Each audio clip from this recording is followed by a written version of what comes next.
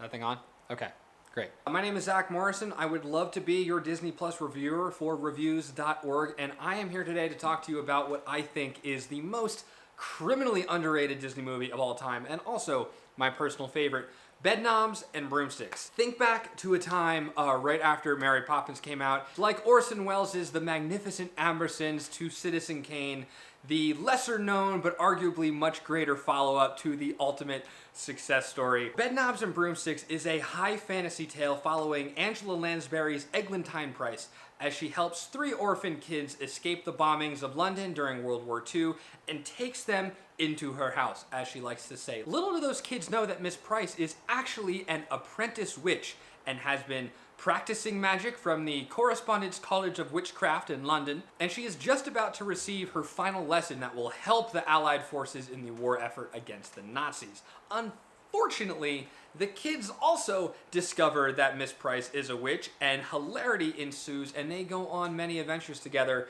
And maybe Miss Price is secretly trying to complete her mission, contact her professor, and still finish that final spell. Little do all of them know that her professor is actually a con man performing street magic on the streets of London for little more than a penny. They each realize that each other is not who they thought they were. Professor Brown realizes that Miss Price can actually make the magic work, and Miss Price realizes that Professor Brown maybe just needs a little tender loving care in his life and his business practices. Together, the 5 of them form a misfit family, go on an adventure to the magical Isle of Naboombu to find the spell, which brings them back to create an army of museum pieces to fight the Nazis and save England and win the war.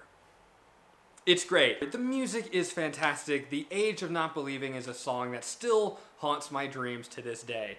And David Tomlinson's Mr. Brown, who also played Mr. Banks in Mary Poppins, returns again in fabulous, fantastic form. I think that's part of the reason why people confuse the 2 movies or just kind of assume they're all part of the same multiverse. Anyway, the movie is really fantastic. I think you should check it out. It's the Disney movie that stuck with me the most throughout my entire childhood, probably because what it does, in the same way that supercalifragilisticexpialidocious takes the nonsenseness and the nonsensicalness and the absurdity of a child's brain and allows them, it gives them the freedom to explore and articulate that in a way that is otherwise not allowed by the adult overlords of our childhood.